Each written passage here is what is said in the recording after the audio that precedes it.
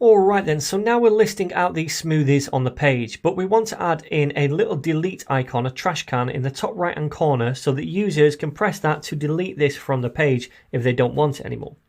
So then, how are we going to do that? First of all, we'll add this into the template up here.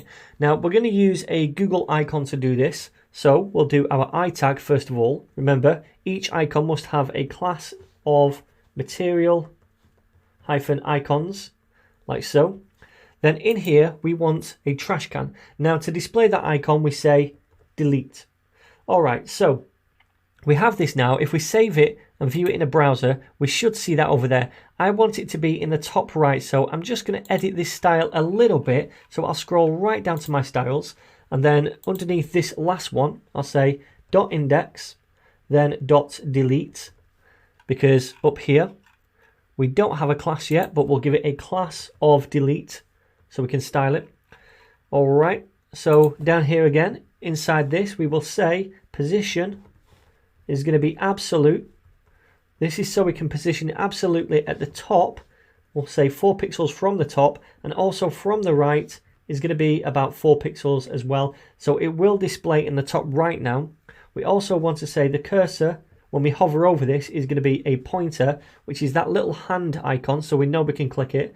We're also going to say the color of this is A, which is a light grey color, and the font size is going to be 1.4 ems. Okay, so if we save that now, view this in a browser, we can see now they sit in the top right hand corner. That looks a bit nicer. So now when we click on this, obviously nothing happens. I want to link it up to a function which will delete or remove that smoothie from the array. So we know first of all we need to add a click event to each one of these trash can icons. So let's head back to the code and do that. We'll go up to the trash can up here and we'll add on an @click event. Remember, @ means attach an event. This is the event right here, the click event.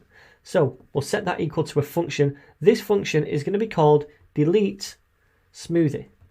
Now, when we're deleting a smoothie, we need to know which smoothie we're deleting. So we need to pass that through now as a parameter to this function.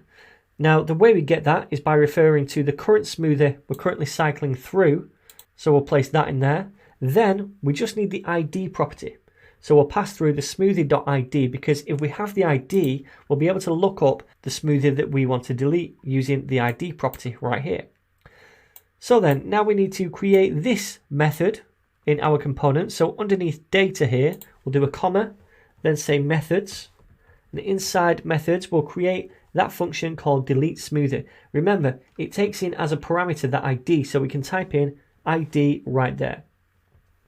All right then, so now we want to update this smoothies array here, depending on which item the user has clicked on. Have they clicked on this one or this one? So to update it, we'll say this.smoothies to grab the smoothies, and we're going to set it equal to something new. We're going to update it. So we'll set it equal to this.smoothies.filter. And remember, filter cycles through an array and allows us to filter out certain items. We return true or false. If we return true, then that item stays in the array. If we return false, it removes it.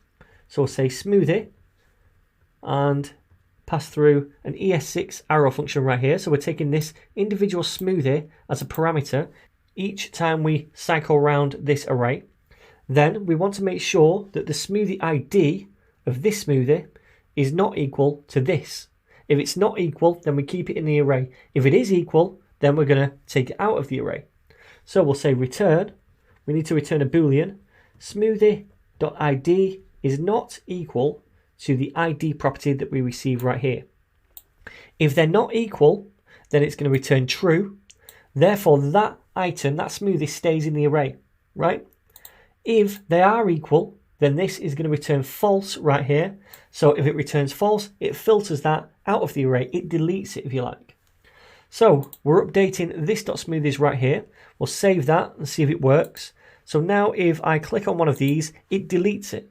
Click on this one, it deletes it. However, when I refresh the page, they just reappear, right? We're not permanently deleting it. We're just deleting it while they're on the page. When we refresh, it re-renders the component, re-renders the data from scratch, and then there again.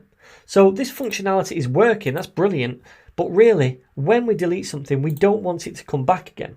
Now, in order for that to work, for it to be permanently deleted, we don't want to be using this dummy data all the time that recreates every time we refresh the page.